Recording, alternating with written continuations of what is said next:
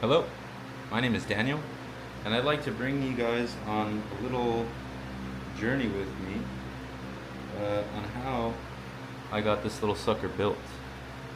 This is a 3.5-inch FPV drone that I built and pieced together with a bunch of random parts off of Amazon and the internet. I wanted to kind of show you guys what kind of components went into this and kind of my thought process on putting this together. This was my first kind of attempt at building something this intricate and technical. So I just wanted to kind of bring you guys along on the thought process and the steps I took, the research I did, just to kind of maybe motivate some people to get into this hobby. It's very fun, very stress relieving, stress inducing sometimes, but definitely worth it in the end. This thing rips. So come along with me and we'll go through some of the parts. Alright, welcome back. So starting off here, I wanted to include some of the parts included in the drone. So starting off here, we've got the frame, 3.5-inch frame from Amazon. Not the cheapest one, but it was the only one that I could find with 3D printed parts off of Amazon ready to go, so I went ahead and picked this one up. It's not too flimsy. It's got pretty thin carbon fiber on the top here on this part, but that's pretty much it. All the rest is about 2 millimeters thick, so pretty sturdy in my opinion. Moving on to the flight controller stack, picked up this SpeedyBee 405 Mini. A pretty good size for the frame, considering it's a 20 by 20. Fit right perfectly into these little slots here, and it's definitely rated for 35 amps, I believe. So slap a 4S battery on this sucker, and you'll be good to go. Very lightweight build I'm looking for here. So I picked up the 1804 3500 kV motors from HGLRC. These motors were kind of topping out the spectrum of what you should be looking for. I wanted to get a little heavier motors just so I could have room to grow, possibly in the future, to get another frame. But yeah, this is what I went with: 4S 1804 motors with the GemFan 353Ds. Not gonna lie, I just looked up what fans would go well with that motor, and I just gonna pick these off of the online decision there. So yeah, so we're moving on here. The receiver module, I picked up the EP1 RX with the antenna connection. Works very well, snaps perfectly right here onto the back. It's got a little hole here you can't really see, but yeah, very good choice for that. Moving on to the VTX, picking up the HGLRC Zeus Nano, up to 350 megawatts. This is a little overboard for the build, I believe. I mean, considering it's kind of like a freestyle build, but I wanted to make sure I had my VTX sound in case I wanted to do any, freestyle bandoing or anything like that. So this was my pick here. Paired that with the Runcam Racer Nano 4. Picked that one up off of Amazon. Really good camera. It's got a widescreen option, so if you're looking for more cinematic views instead of vertical freestyle, this is a good pick.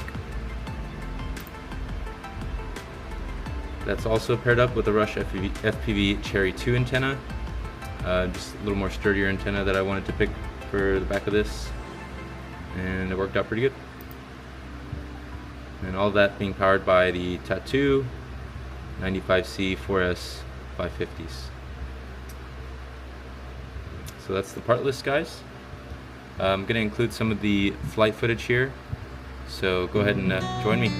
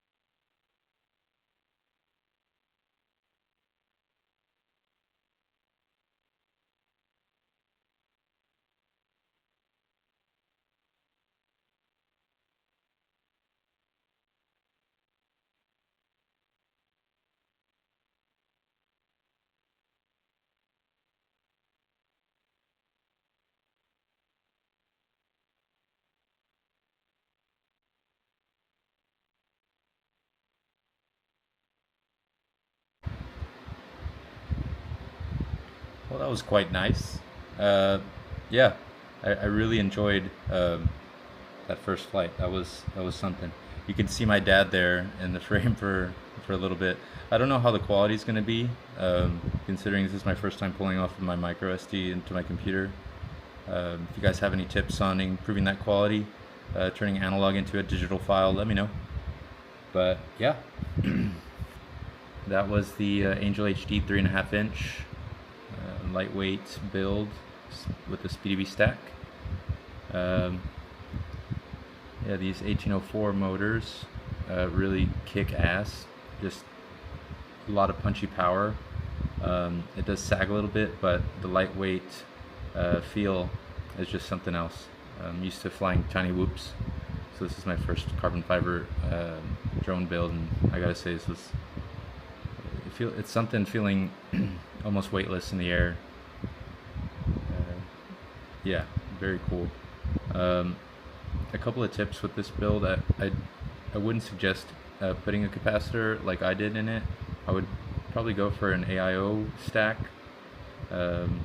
just to save space. It was kind of tough fitting everything in here, but yeah, it worked out in the end. The VTX runs very hot, so it's kind of nice that it has its own little zip tie space. And camera wiring gets a little tight in the front, but we made do. And it kept the little setup plug, so I just pull it out and connect the configuration switch and just kind of get to town messing with the OSD on the run cam. But yeah, this is my first drone build, so let me know what you guys think. Any tips and tricks that you have in mind. I have yet to flash the ESC, so I don't have bidirectional D-shot, but still works pretty fine. Very fun. I was running the Skyo 20s for my goggles, and then my Radio Master Pocket Crush for my radio. So yeah, appreciate you guys coming along. I'll see you soon.